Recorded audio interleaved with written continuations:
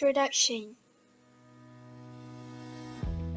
Coronavirus pandemic is an ongoing disease that started in China and now mostly in all countries in the world. As we may know, Malaysia are among of the countries that get the same infection as the other country.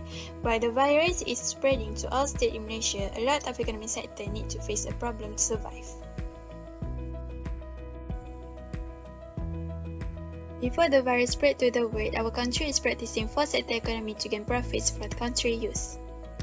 Sources from various sectors work smoothly before this pandemic happened, such as international trade that we can export and import with other countries to get income from the traveling sources that can help in the creation of national income. Unfortunately, when the virus spreads everywhere, Malaysia started to practicing three-sector economy, which is restriction on export and import.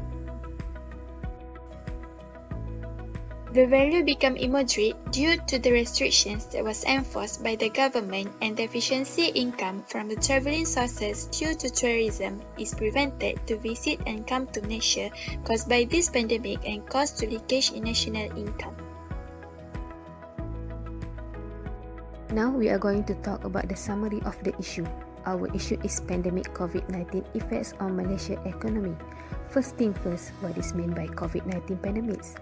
The COVID-19 pandemic in Malaysia is part of the ongoing worldwide pandemic of coronavirus disease 2019 caused by severe respiratory syndrome coronavirus 2. The virus was confirmed to have reached Malaysia in January 2020. Next, what is Movement Control Order? The Movement Control Order, commonly referred as a MCO, is implemented as preventive measure by the government in Malaysia in response to the COVID-19 pandemic in the country on 18 March 2020, when Malaysia has recorded the largest cumulative number of confirmed infections.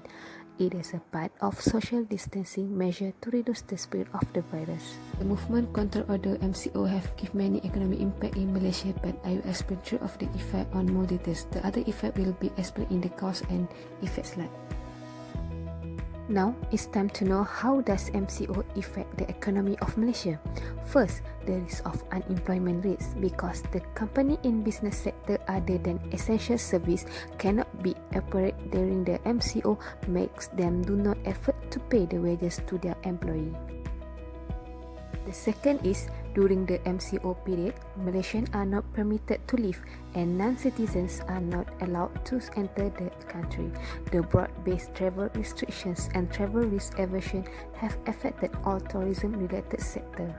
Last but not least, how does MCO affect the economy of Malaysia is production disruption in the global supply chain will pressure the production and trade activity of the manufacturing sector. Now we are going to talk about pandemic COVID-19 causes and effects to Malaysia economy. Number 1. Movement Control Order MCO. People and businesses were impacted. The supply chain is affected when virtually the whole industry has ceased to function. Supply is limited to manufacturing of food and critical sectors. Several industrial companies have even suspended production and, even worse, laid off employees because they cannot afford the expenses. In short, no job will lead to no income will reduce power of buying and consuming, and this will increase unemployment and inflation rate. Number 2. Export demand. Ever since pandemic COVID-19, Malaysia's export trade with Asian countries especially has been experiencing a decline. It has also caused a decrease in tourism sector, as entering and leaving Malaysia for tourism purpose is not allowed during MCO. Thus, less income is generated from tourism sector. Number 3. Domestic demand. COVID-19 has caused a decrease in expenditure in domestic tourism. People are prone to spend in buying and paying for basic necessities such as buying foods and other miscellaneous goods or services, pay utility bills and communication services. Number 4. Exchange rate. COVID-19 has caused a depreciation in exchange rate. Fall down in West Texas Intermediate WTI crude oil prices during COVID-19 affect the ringgit's foreign exchange. And lastly, number 5, Prihatin Rakyat Economic Stimulus Package. This relief package might be a bad situation for government because it will decrease government revenue. When government expenditure is greater than government revenue, it might lead to the increment of country's budget deficit rate. What is the government do to the country to protect economy in Malaysia? First step taken by the government is economic stimulus package. In this package, they have 3 main objectives. We will go through one by one. The first objective is to protect the welfare of people. In this objective, I will divide into 3 sessions, which is target, objective and effect. The target is to all category people in Malaysia. No one will be left behind, including the IPT student. Next, the objective of this BPN is, firstly, as a relief to household.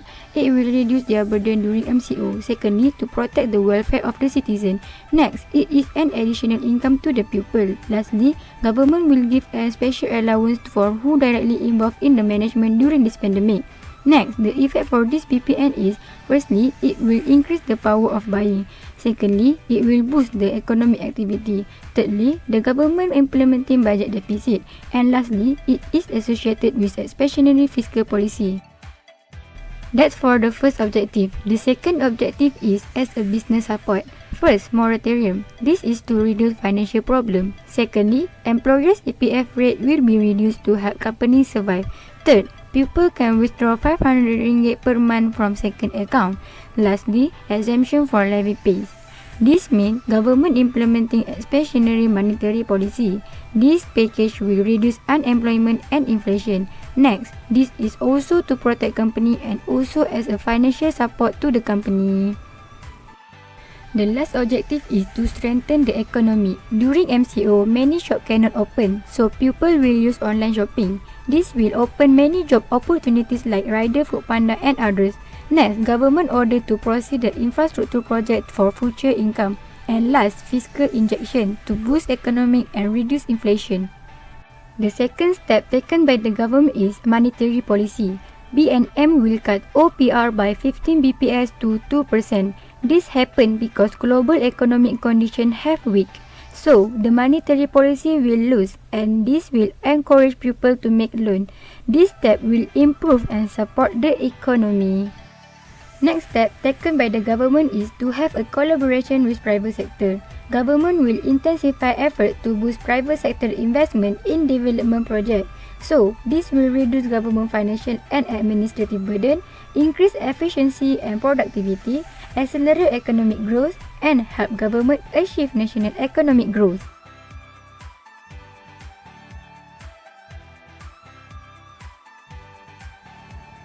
In conclusion, pandemic COVID-19 has affected the national income and forced the government to take the best steps to address the problems.